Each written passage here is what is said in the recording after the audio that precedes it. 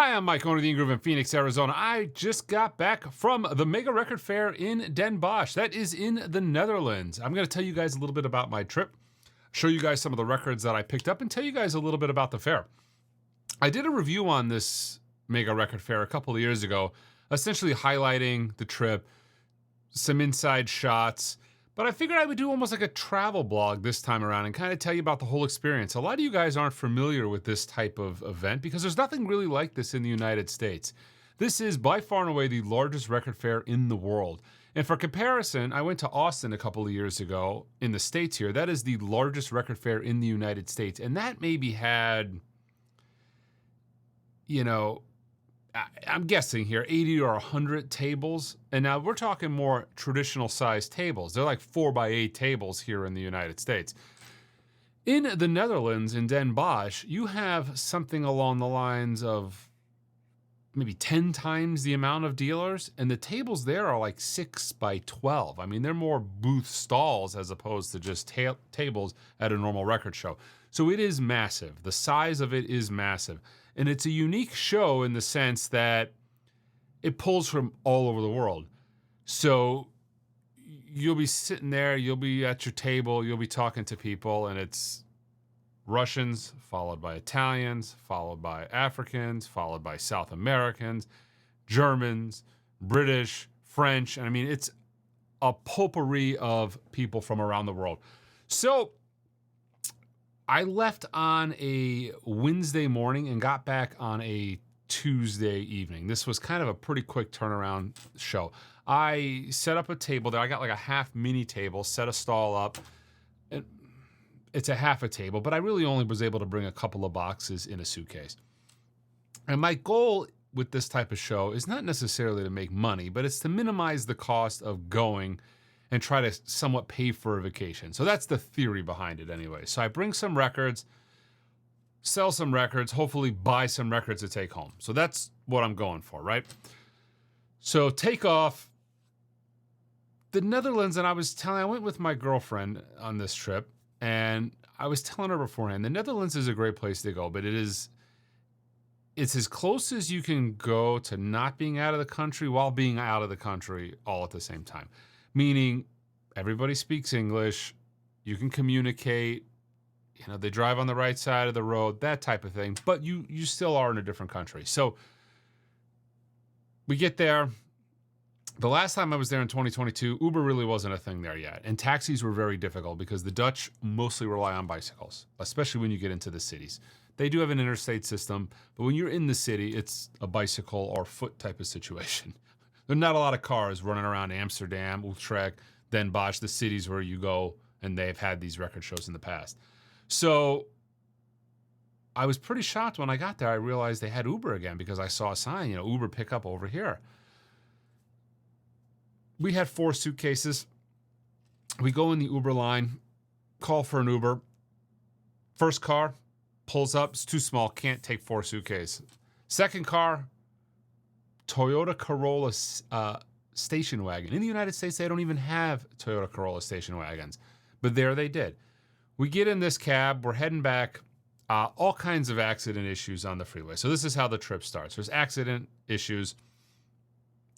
The driver was a real stern guy. He wasn't Dutch. He was from another country.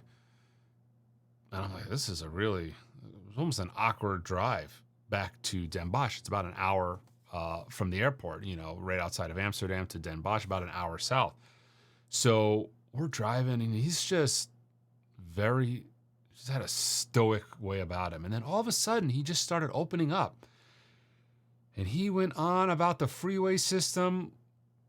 It reminded me of that SNL skit where they're talking, go to the 405, that's what this guy did for 45 minutes. It was, the A1 is closed, but the A4 is open. But if I can't get to the A4, I'm going to go to the A5. And then on the way back, I'm going to go to the A6, back to the A4, to the A2, to the A1. And if that doesn't work, I'm going to go to Rotterdam. And then So it was an interesting trip. Not only that, some of the freeways were closed. So we're driving like these back roads of the Netherlands. It was beautiful. The Netherlands is a beautiful country, minus the frigid weather, but beautiful country. We get there, get back to our hotel, pretty much go to sleep because there is the day before the record fair, there's kind of like at a hotel, there's kind of like a private swap meet get together with all of the dealers that kind of specialize in really high-end stuff. They'll bring a couple of totes of high-end records. So I went to that, but the lighting was terrible. There was nothing really I was looking for there, so I didn't get anything. Went back to sleep. And we were off to the record show the following day, which is Thursday. Now, Thursday is actually a dealer setup day, and because of the massive size of this show, they have a whole day to set up. And that day kind of essentially involves trucks driving into the venue, big, cargo vans driving into the venue, because some of these dealers are bringing 50, 60 linear feet of records. They have a massive space.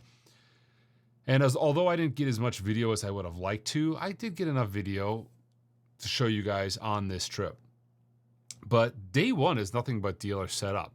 Now, the one thing that is unique about this show is, and it works well for me because I don't need this, is there's only 4 American dealers on the entire show. There was, I think, a couple dealers out of California, and then there was another dealer out of Georgia. And oddly enough, they put me next to a dealer out of Georgia. So it was kind of unique. This massive show, like 1,000 dealers, and I'm next to the one dealer. One of the 3 other dealers from the U.S. This guy was from Georgia. He was a riot. He got a kick. His name was Steve. He got a store in Atlanta. He just got a kick out of the fact that he's able to bring the records he's able to bring, and that they love him over there.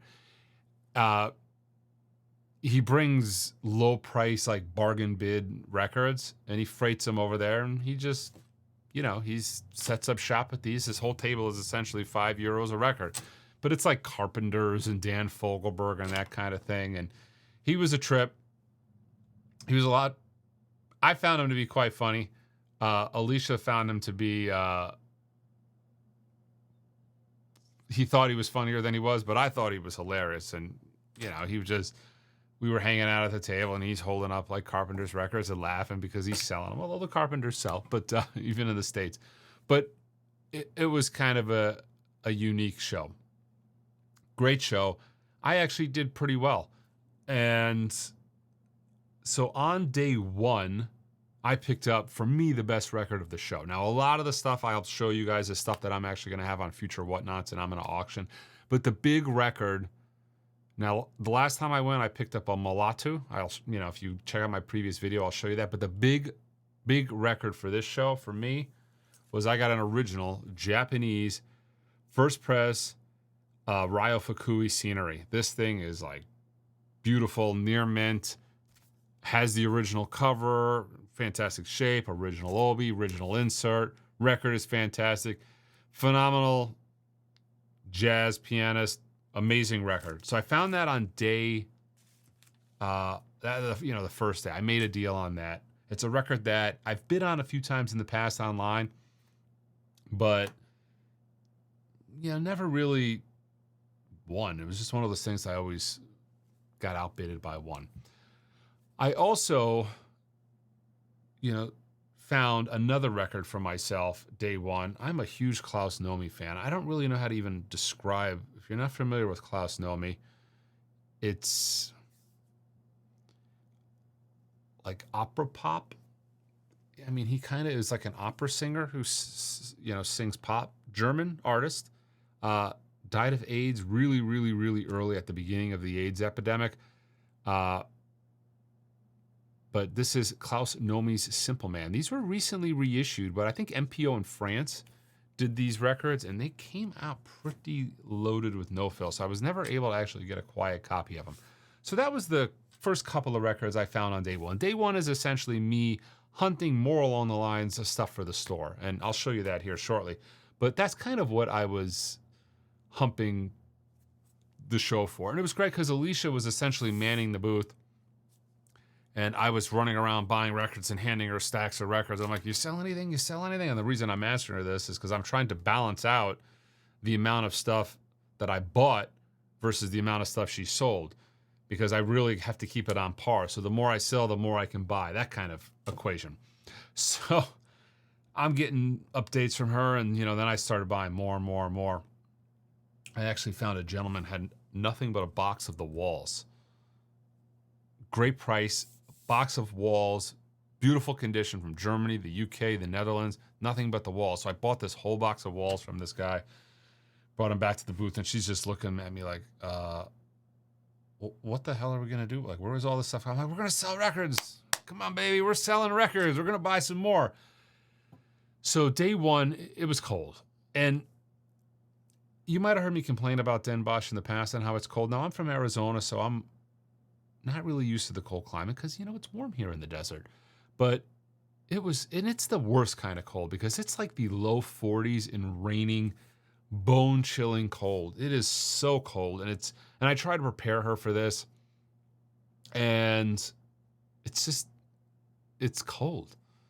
And I was so much better prepared for this, and you still aren't prepared enough. I had double jackets and special socks, and when I go back, I'm going to have to get like battery-powered clothing, I think, at this point to try to combat the cold a little bit because it's so cold. But what's interesting is that it's not even remotely cold to them. We went out to the city of Den Bosch. Now, the first time I went in 2022, I stayed at a hotel in a newer part of town, and I actually never ventured into the city of Den Bosch. So this time it was kind of a shock because I stayed at that same hotel. They built a bridge to get you over the train tracks, and I was able to go into the city of Den Bosch. And I discovered like there's this beautiful cobblestone city that's like 1,000. There's a church there that was built in the 1200s. It's this beautiful city. But what's most perplexing is the Dutch people the cold is not a thing. We go out to eat, and they're all just. I have to go out to eat because need something to eat. I don't have a fridge at the hotel. We don't have food there, so we have to venture out in the cold for food. But it was just so interesting to see them just outside, lounging, smoking cigarettes, drinking beers, and it is frigid. It is ice cold, and it is frigid. Now, I will say as well, on day one, I was thinking to myself on the way to the show, Uber is now here, so I can just go to the hotel and get up from the hotel, go out, stand in front, and call an Uber. Well, Uber is in its infancy there in the Netherlands, so I called an Uber for like 40 minutes, and nobody ever accepted the fare. So we decided that we were going to have to walk, so we had to hump our suitcases there. Video of you falling. You know what I'm saying? This will be a video.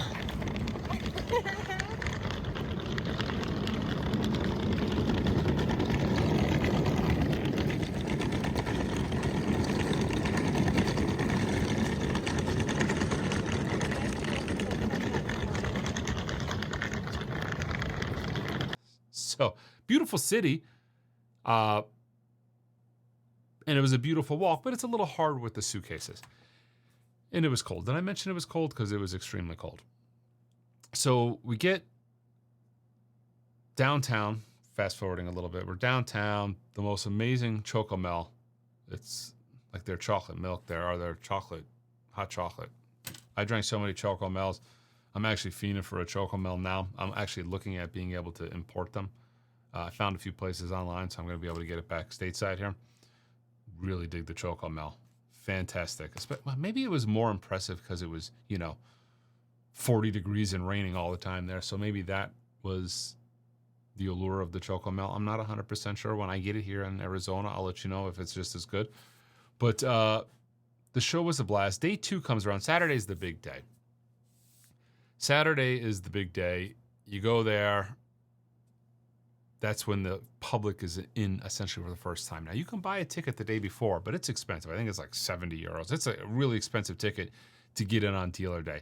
But the main show is Saturday, Sunday. Saturday being the big day. Sunday is more of the second day, lighter traffic. But on Saturday, I was really able to pick up a lot of stuff as well because a lot of the dealers that are setting up on Friday aren't even in the booth. They come, they set up, they leave, they go out and look at other stuff. So day 2, I was able to buy more. Now, some of these records might have been bought on Sunday as well. I had been wanting this. I have a German copy of this on red vinyl, but I just wanted a black vinyl because the German red vinyl is quite expensive. Kraftwerk Man Machine, but this is a German pressing. I'm a huge Kraftwerk fan, but if you're a Kraftwerk fan, German pressings, they actually sing in German. So the lyrics, and there's not a ton of lyrics on a Kraftwerk record in general, but it's in German, the few lyrics they have. So I was able to buy that. That is actually from myself as well. Then I started finding some good stuff for the upcoming whatnot. I've got a first pressing auction coming up here pretty soon. By the way, you can click the link below and see that auction. I think it's going to go sometime the week before the Super Bowl. I think that's when that auction is going to go off. I was able to find a fantastic German sticky fingers. Now this is the one known, baby. This thing sounds fantastic. This is the Doug Sachs Mastering Lab cut version. Sounds phenomenal. German copy. I was able to get that. I was able to find some great stuff like a first pressing on track Jimi Hendrix Electric Ladyland. Nice copy. Kraftwerk. Not a common album here in the States. This is less Kraftwerk-ish than most people are used to. The Cone album. So I was able to pick some stuff up here and there on Saturday. And there's a lot of stuff I'm not showing you guys. Some just more run-of-the-mill stuff. I wasn't going to show you guys the whole box of copies of The Wall. But on Saturday, I was doing a lot of buying. I get back to the hotel. On a side note, there's no easy way to hump. Their idea of a handicap ramp there is kind of comical. So we spent a little bit more time in the city on a Saturday. Went out, had some more Coco Mel, went out, had some Greek food. Oddly enough, the Greek food there, a lot of mayonnaise in the Netherlands. Everything is ketchup, mayonnaise. Greek food, like their tzatziki is mayonnaise base. We ordered some bread at one of those restaurants in downtown Den Bosch. It came with an assortment of 3 different flavored mayonnaise. Bread, like French bread, good bread, and mayo. They got an unhealthy obsession over there for mayonnaise. But very quirky for an American. You order French fries with ketchup. Now, you go into the big cities like Amsterdam and it's a little bit, like, oh yeah, an American wants French fries and ketchup. But when you go to like the little smaller towns and you start asking for weird condiments on their French fries, they kind of look at you a little funny. Like, no, you got mayonnaise, ketchup, but there's that big bucket of mayonnaise there. Like, why would you want ketchup? What's that for? It's the little quirks of another country. So Sunday comes around. Now, Sunday's the day you're going to get the most deals. So Sunday rolls around and that's when you can negotiate with people. It's Friday, obviously they're not going to discount. The show hasn't even started. Saturday, place is packed. Come Sunday, you're going to get the deals. So that's exactly what I did. I planned on buying as much as I could, selling as much as I could, and then we were going to do Amsterdam on Monday. So here's some more stuff I picked up on Sunday. This is a French red copy. This is official of Sgt. Pepper's Lonely Hearts Club Band on red wax. Found a beautiful UK copy, first pressing of Pink Floyd's The Wall. And a record that I was looking at, it was on a wall there the whole show, but they wanted a crazy amount of money. And on Sunday, where they were able to work me a little bit better price, we did a little dealing. And that was kind of the highlight of what is going to be in the first pressing auction. That is this UK A2B2 Dark Side of the Moon. And this is a beautiful copy. This is like a near mint disc. Beautiful cover, posters, stickers. Amazing copy. This is the winner of my shootout, the best sounding version of one of the greatest, if not the greatest, rock albums of all time, Pink Floyd's Dark Side of the Moon, the one to own. I was able to pick that up on Sunday again because the dealers were a little bit more amenable to, discounts. I also picked this up. Nice first pressing UK copy of The Who's Quadrophenia. Also able to pick up some Vertigo Black Sabbath. Picked up Guns N' Roses' Appetite for Destruction. Also picked up Pink Floyd's Wish You Were Here. This is a German copy, but a beautiful copy. Postcard, has the bag, has the original sticker. Just such a really nice, clean copy. Has the original German price tag on it too, which is kind of cool. And then I picked up some, you know, your space is a consideration, so you got to be really careful on what you pick up. You know what I mean? It's not easy to get things to and from the Netherlands, but it was a great show. I am looking forward to being able to do it every show, and I'm in talks with the show and a freight company to be able to move more merchandise there and do the show with more regularity. And that's just going to be permitting, assuming that Record Store Day doesn't take place. Because sometimes the show has taken place in April, the week of Record Store Day. That wouldn't work, unfortunately. But I'm hoping to be able to do it with some regularity. It's a lot of fun. Again, not necessarily a profitable show, but a show that's able to supplement the vacation. Now, we went the following day to Amsterdam. It was so cold, it was actually hard to think at the end. I mean, as the show drug on, I wanted to film more video of it, but my brain kind of just started like shutting down. It just got so cold. It was just crippling. And I know some of you guys over there are in colder climates watching this video might just look at me and think I'm crazy. But again, it was like high 30s, low 40s, and it just rained nonstop. And when I left Arizona, it was like 85 degrees and sunny. So it was a big shock to my system to get into that kind of weather from Arizona. But we went to Amsterdam. Been there multiple times now, but I was with Alicia. I knew she would probably want to see it. But I think on the next trip, I really would like to rent a car and just drive to Germany. That's kind of the goal for April. If I go back in April, which I think I'm going to, it's going to be, I've seen Amsterdam, she's seen Amsterdam, we're going to go to Germany. I want to go peruse around in Germany. So I think that'll be a lot of fun. But the Dutch people, the food's not good for me. They might look at me and think I'm crazy, but they are so nice and so pleasant and always in such a good mood. And one of the highlights of the show is meeting people from all over the world. I had people that like came out from the Philippines, I had a guy that I guess I turned on to the show from one of these videos. I think he made a trip out from Iowa to go to that show. So it was interesting meeting people from all over the world. But the Dutch people are so friendly. You go to the restaurants, they're friendly. On the streets, they're friendly. Den Bosch, again, is not a touristy city. So there was a lot of little restaurants I went to where, you know, we had a waitress who was about 25 years old and she never even seen an American before. It was so fascinating to just see how fascinated she was. And we talked to her for about 45 minutes, but it's amazing how just overly friendly they are. And I don't know if that's just because that's unique with that country or it's just because we as Americans are so unfriendly. So I might have a distorted reality of the friendliness of people elsewhere. But it's just such a great time. I love the show. And it is really, if you're a record fan, it's something you want to go to at least once in your life. It is an amazing show. It is huge. You are never going to see that quantity of records in your life in one spot. There's nothing, again, in the United States that even approaches it. And as an American dealer, you're going to see a lot of stuff that you typically don't see.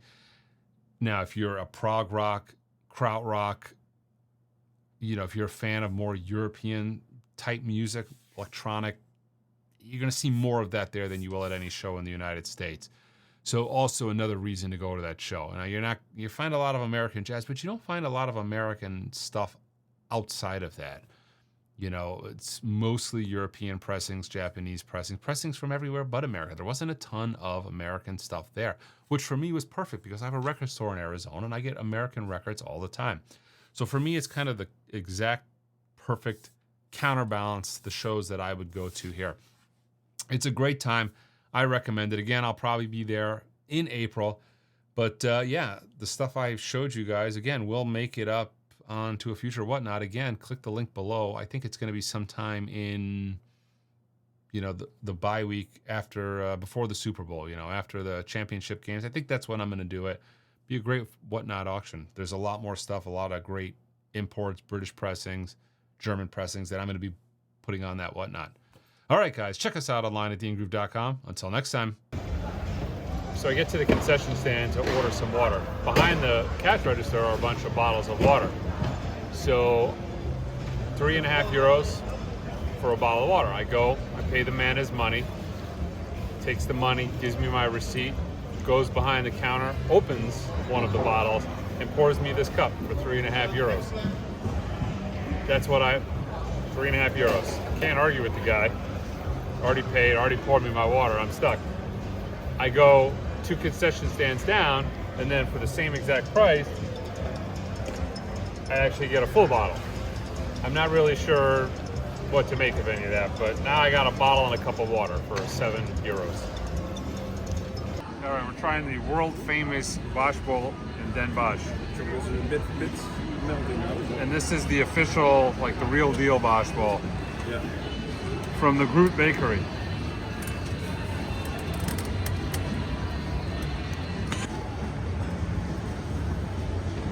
You want some cream in the bed, huh? A little bit. It's like a giant eclair. You got something in the States what looks like this, or Yeah, it's like an eclair. like okay? Like a, But this is better because it's like twice the size of an eclair. No one knows what you're saying. It's good. we don't talk with our mouth full. Oh, we don't? No, more Americans do. We got to take the handicap. These suitcases are too heavy to go up these stairs.